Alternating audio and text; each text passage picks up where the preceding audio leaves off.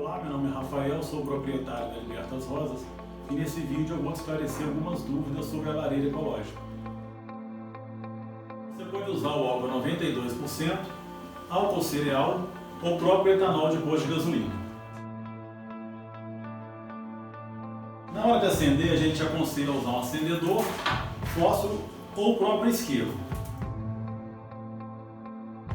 E para reabastecer a sua lareira, você desliga ela, a gente aconselha você pegar um funil ou uma garrafinha menor, colocar aqui e abastecer de novo.